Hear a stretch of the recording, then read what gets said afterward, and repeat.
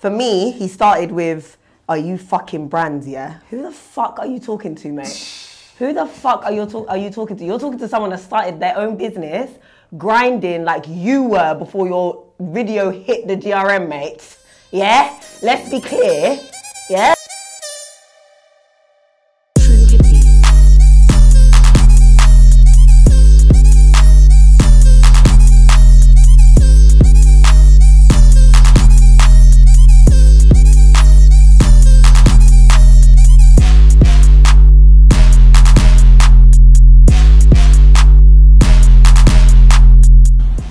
Listen, I've had enough of you stupid brands, man. I've had enough of you stupid fucking clothing lines. Yeah? If you're gonna send me clothes, make sure you send my DJ clothes as well. You know what I mean? Make sure you send my manager. Yeah? Make sure you send my DJ clothes. Make sure you send them managers clothes. Yeah? And I ain't drawing out for anybody. I understood the point. I understood the point that he was trying to make. I just feel like going off of what everyone was saying on Twitter, saying that initially when a brand is in its first inception, so like basically its first year, of course they're going to want to reach out to you and want you to wear their clothing, and for you to come out and then say, oh, you have to supply the rest of their team when they may not have enough of them clothes to manufacture. You know, I can understand what people were saying, but then people kind of were taking it a bit left. Ramz versus brands equals I now hate him. I hate him. Personally, I feel like I connected to him when he was on his Twitter, and the way he used to like tweet, I felt like personally he used to be really like humble. He used to say like how much like gratitude like he had for like his fans, and like how he obviously picked off really quickly, like Barking picked off really quickly, everything from signing to, I don't know, like when it was going off in the charts, like he just seemed so happy, so normal. He used to tweet really like funny things, very like light-hearted things that he didn't take life too seriously. Normal, yeah. Yeah.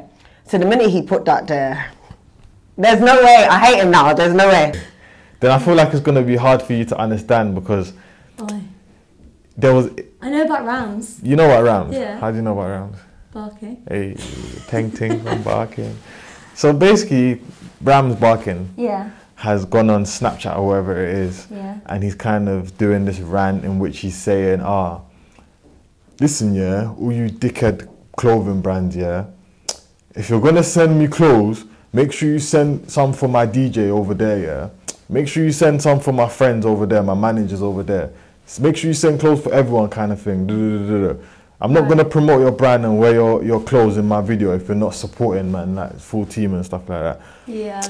And like, the reception has been a bit mixed, innit? So some people are kind of like, oh, who cares? Yeah. And other people are like, wait, is there a little bit of entitlement there? You know, Definitely. And it's about sponsorship deals. We all know about the influencer market, about brands, you know, trying to push their stuff because they know you're probably going to give them a shout out on social media, you're going to wear it, you know, and it's a great way for them to make turns in sales. So it's becoming way better than, you know, putting up billboards or, you know, other forms of advertisement. And he was, you know, whatever, I don't even think it's negotiable. Like, yes, boom, like he's got a team. You know what I'm saying? You're not just gonna like sponsor a football team and give it to, you know, the striker because he's Cristiano Ronaldo. It's like the rest of the team. No, that's very different. Okay, my point is, when you're an artist, it's like, okay, you're not in his situation. I've always said this.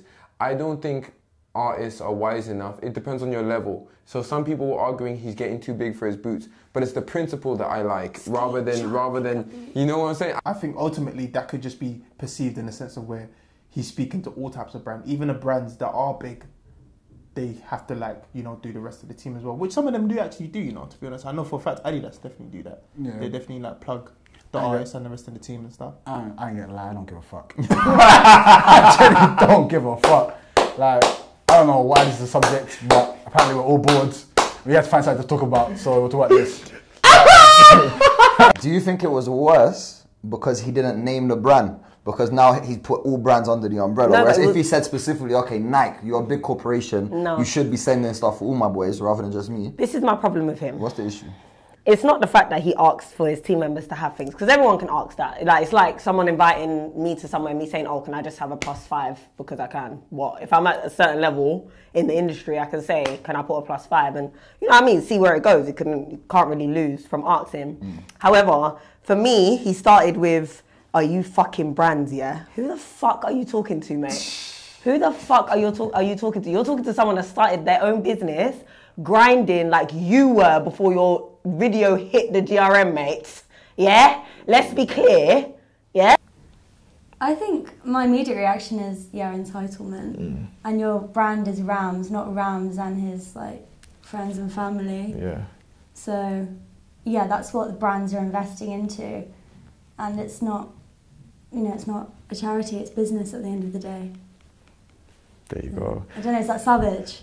Is that bad? Maybe I like what he said. I do like it. And I think I do like it when I go to a show and I see everyone repping the same brand and that sort of thing. And I think that is more powerful as a message. But I think when you're quite new, to just outright call out a brand on that is a bit unfair. Because then, I mean, I wouldn't be aware how many people in his team he has. It's like, I think it's the principle rather than him actually. Some people are like, don't squander your opportunities. You're still growing. Even the fact that they're acknowledging you is fantastic. Other people don't get that platform or that opportunity and you get to support yourself, whatever. Yeah. But also understand that there's always money at the end of it. And you're making these guys, they're not doing it because they're trying to help you out. They're doing it because they can see it's going to be a good thing for them. Of course, but then the issue would be that he's got a good, that the business is in check, he's got a good deal out of it in terms of like these brands are, paying him well to know that, that to understand the value that he's bringing by wearing the clothes or,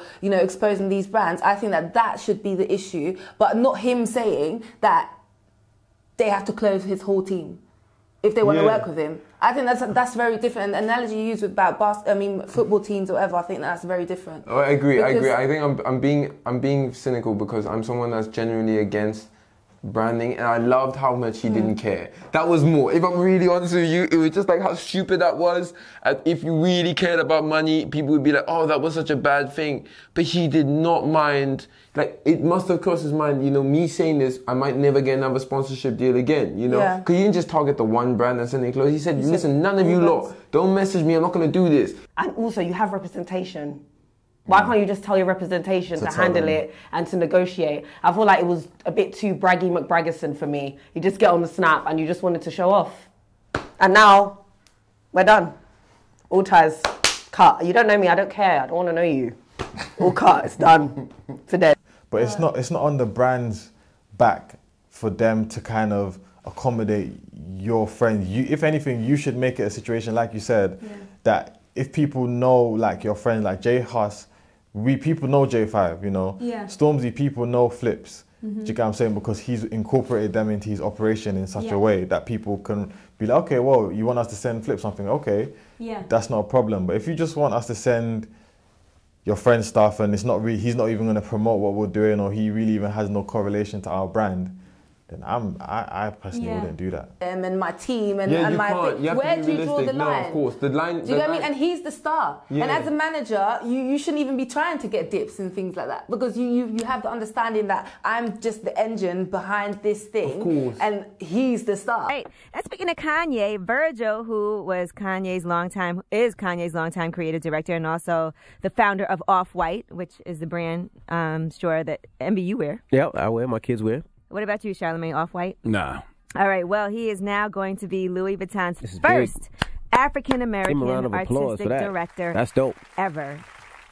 That's dope. So I'm excited about that. Congratulations to Virgil. He's one of the few black designers at the top of a French heritage house. Now, Mad. 37-year-old Ghanaian American, born in Illinois. Yeah, he started off Kanye West's protege. Started off his own brand label, fashion label in Milan. It's based in Milan called, what's it called?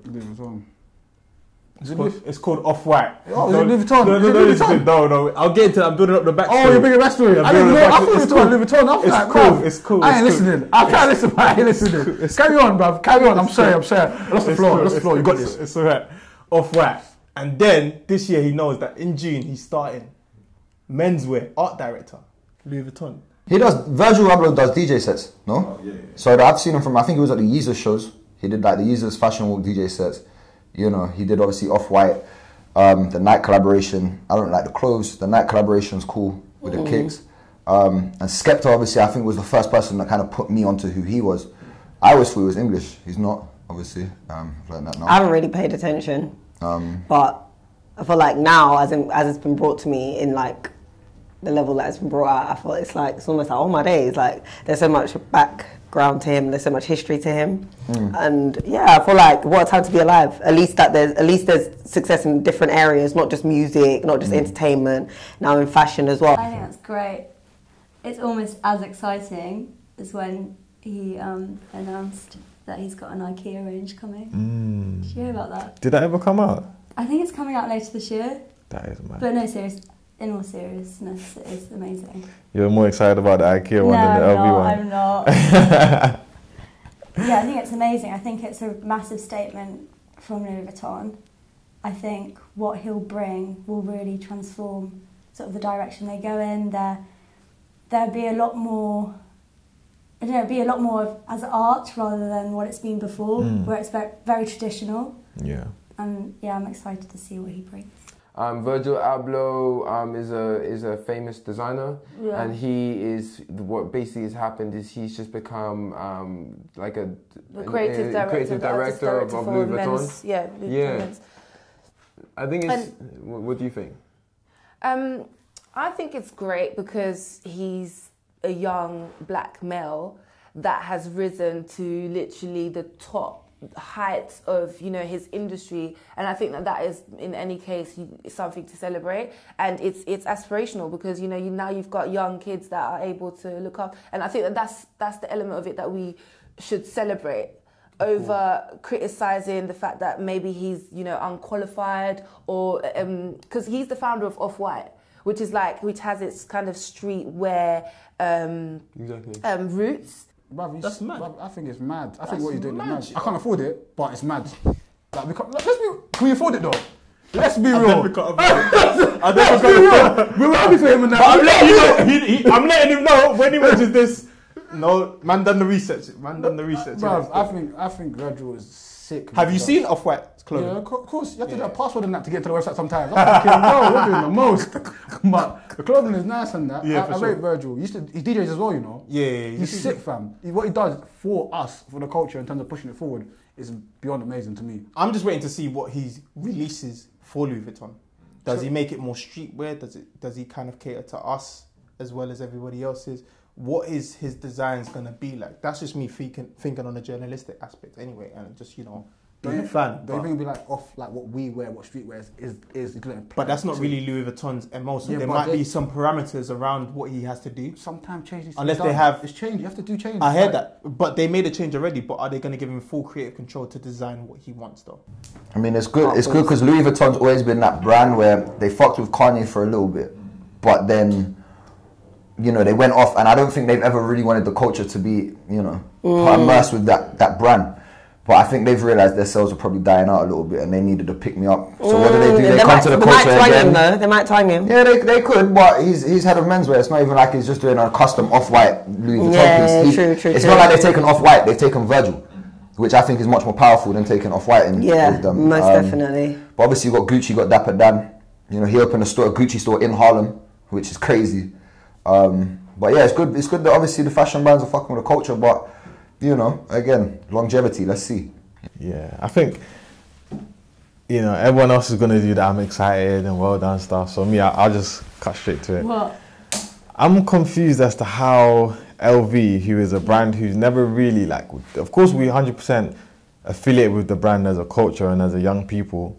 Yeah. But they've never really made clothes for us. It's more also always been a thing of us just kind of taking their clothes and just doing what we can with it. So it's like you said, very more formal wear and not streetwear, which is what's popular right now and what. Yeah. I wouldn't say Off-White is known for streetwear, but in terms of their demographic and the audience, I feel like it's definitely hitting that same audience that would wear a tracksuit. Do you know what I'm saying, or something like that. So I'm kind of confused as to the direction that they're trying to go now. Is it a thing where they're trying to go more into the urban space?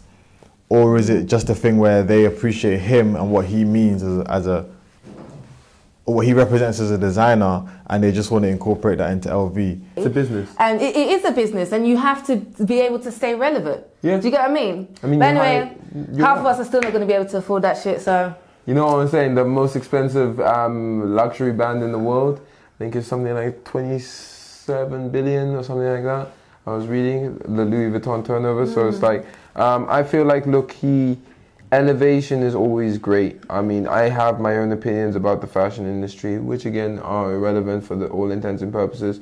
But yo, we need to elevate. You hit a very, very important point. My entire life and why I became an artist in the first place is to show people from all backgrounds. For me, it's Africans. Do you know how many Africans I know just give up on anything creative? You know, let alone trying to chase a dream of being a grime rapper. Anything creative, it's not even a possibility. So we need these dons standing up, and we need the parents being like, listen, look at him. You know, look at this, and you have this on your poster. You know, when Barack Obama was big, because you know how many black kids were like, you can be this one day, and that was a complete game changer. You know, so I think all of us paved the way and try and be the greatest we can be. And like as you said, this is just a cause for celebration. You know, he wouldn't have, like, don't even contest whether his qualifications or whatever, he would not be put there if he didn't do the job. And anyway, anyone that knows a job knows that you adapt to any position. You never go into a position in a new company fully qualified, because they've got their own culture, their own way of doing things. You just have to have the skills, you have to have the managerial, like, you know, experience, and then you've just got to be able to think on your feet, and I have no doubt he's going to kill it. And you're going to bring a fresh air to fashion and just take care of your people. I think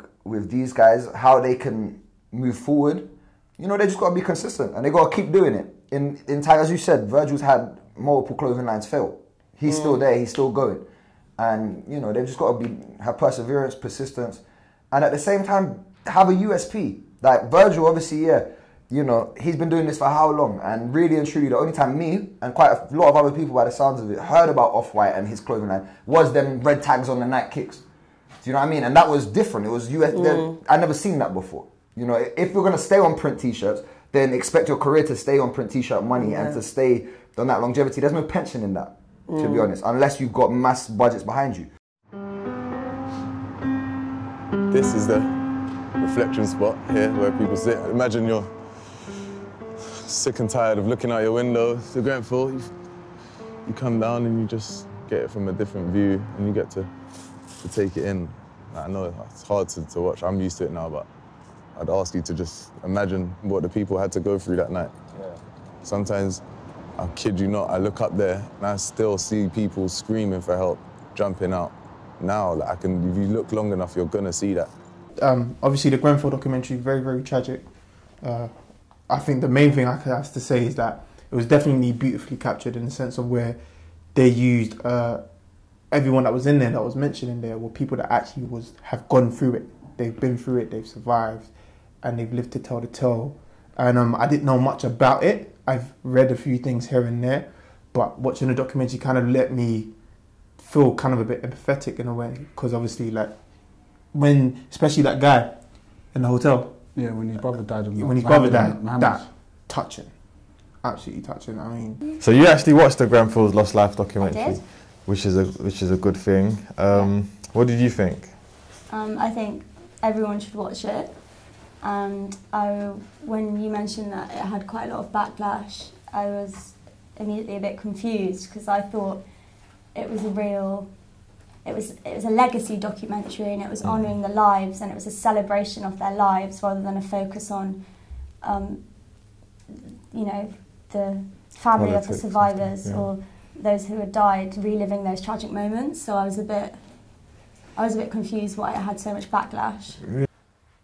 I think that it keeps the conversation going. I think that we are so, even though I feel like it impacted and traumatized the whole of London, the whole of the UK, that tragedy, but we have the luxury of putting it to the back of our minds. We have the luxury of getting on with our everyday lives, and it's something that happened. You know, we did our 2 or 3 hours of volunteering, we raised a bit of money, and now it's just a thing of the past for us. But there are people that are living with real life trauma. They've lost their houses, they've lost their families, they've lost their friends, and I welcome anything that continues to keep this at the forefront of our minds. This is going to be interesting. Oh, fuck's sake, mate. I don't know how many times I'm going to swear, mate, in the camera. Right, the Reggie Yates Grenfell show. We've seen some clips of it today. I'm going to get mad. Your time to get mad. I'm going to get so mad. Like, what do you want me to do? Watch that and cry? Like, is that what you want? What was the... What kind of reaction did you want from what happened? Did you want me to watch it and cry? Because I don't get it. I'm a bit okay, what happens now? Because I'm pretty sure the day after or a few days after there was actually already something, not a documentary like in that, like Reggie Yates, but there was something about it that I watched with my mum and my sister that I already know existed. There was a few interviews as well, whatever. So Reggie Yates has just reenacted the same thing. And opened the wound again. But after watching these documentaries, what are we going to do like, as people? Real question. No, like, realistically. But we've done stuff though. The community in itself, they've done stuff. No, we have, but what more can we do? Me especially, I feel like I need to do more. I watch documentaries like this, I watch it, I go sleep. That's it. It affects me. I don't tweet about it. I know some man will watch it and tweet, say, oh my God, how can the government do this? But what are you doing? Sometimes you have to look past the government and that because they don't try to help us. Okay, what do you think can be done then? Because obviously, aside from the things that people are already doing, which is donating bread or donating clothes and people coming down to donate trailers and stuff like that for people that have lost their homes. No, what more could be done? No, I agree with that, but I agree with like just little things. You don't have to help the whole of them because obviously you can't do as much. You can't give as much. It's the government. Ideally, it's just the government. The government needs to put the funding in there, like Skepta said at the Brit Awards. Like, we haven't forgot about Grenfell. We haven't forgot about it. But what money needs to be invested. Basically, Grenfell needs money. They can rebuild that, you know. Yeah, but I think that's what the problem was, is that this is something that happened almost a year ago now. Yeah. And this is something that we definitely felt the blow of at the time. Like, no one could be ignorant to say that we never felt that when it happened, you know what I mean? And it's a thing of why are we now bringing it back up for entertainment value, you know? Like, I understand, like, I was touched. I almost was reduced to tears when the man was telling the story about his brother. Yeah. And, but that at the same time, I was thinking, is it right for BBC to kind of, I wouldn't say be profiting, but to be kind of putting this forward as like, you know, Saturday night entertainment, you know, like this man reliving this tragic story of his brother burning in the fire while he was on the phone to him. Yeah. Like, it is a bit mad. Absolutely. I think it's, look, we must also just shout out Channel 4. You know, like, I don't know if you guys have even been keeping up with Channel 4's always trying to do extra blurbs. Like, I went when Grenfell Tower, I don't know no one from those ends, you know what I'm saying? Ironically, only later after everything, I found out it was my best friend, Zach. It was his uncle whose fridge exploded on the 4th floor. And all harassed because obviously the Sun put his name, and I hate magazines like the Sun because the article they wrote was actually genuinely good, but the title they used was just provocative. And we know most of the generation, they just see the title, they see the face, and they just go after, you know. So yeah, but we know the Sun of frauds. Yeah, of course. But I mean, when we look at Grenfell, it's important, yes, to remember, and it's important to keep the conversation going, which is the key. And if in that aspect, like, yes, whatever it is, as long as we're talking about it and as long as we're trying to not let it be, because it is, we are overly privileged, you know, and there are people that are still living out the shell shock. But more than that is that there are still buildings covered in this cladding. You know what I'm saying? Like, there are still, what it pointed out was more the way that we live. I live in a council estate right now. Why I don't get it. I don't know whose decision it was. I don't really care, to be honest. I just don't understand why you're showing it to me, because the money put into making that documentary could have been given to some people, or it could have been paid a wage for, I don't know, someone in a council to house someone who's still living in a hotel. I'm confused. I don't know why you're showing it to me. I mean, it's that episode there. I believe it's a 2-part, and I think the only first episode came out. He filmed it last year. But that first part was all about the victim stories. I'm hoping there is a second part that goes on the authorities. And I mean, the only reason they're releasing it now, just to give you the background on why they're more than likely releasing it, is because they're doing the public inquiry into Grenfell now. That's happening very soon. I don't want you to really. Why are you telling me the same thing? It defeats the purpose. You're telling me the same thing. So do you want us to get mad? Or do you want us to behave? Which one do you want? I think it could be a thing with the BBC, where it's the BBC that are doing it as well, and it's just focused on the victims. If there isn't a part 2 into who's responsible for this shit, then they're doing this to deflect. Of course. No, but it's the BBC trying to deflect it and trying to. Like, I have no time. Duck it. I feel like They can fully rebuild it. No, they can rebuild it. I agree with that they can rebuild it. But people that are suffering, the people that we're seeing on these documentaries, essentially, what are we as people that seem to care so much doing? I know some of us are giving clothes and giving shelter and that, but the masses aren't. People are tweeting so much about Grenfell this, Grenfell that, are doing fuck all. And they're only going to be asking those questions if, you know, these stories are in the public eye. Yeah. And they haven't been lately. Yeah. And I didn't really know any of the names of, you know, those who had died. And I think that's a real horrible shame. I agree. So I think it's only positive what he was doing, especially, you know, it was Reggie Yates doing it, and I feel like he approached it in a very sensitive way. He obviously he found it quite traumatic himself. It wasn't like he was being like a weird viewer, I can't say that word. It wasn't voyeuristic. Yeah. He was quite invested in it himself. But then again, there wasn't, you know, maybe there should have been like, and maybe there was at the end of when the documentary went live, they said, if you want to donate, do so to this number or whatever. But I feel like knowledge is power, and it was productive in that way and helpful.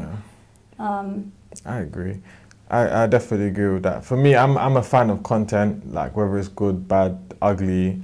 I just want to see it. You know, I'll make my mind up as to whether I think it's good or not. But either way, the information will always be a benefit to me. Yeah. So I'll never shy away from the ugly truth. Like, we all know what happened, you know, last summer. Do we though?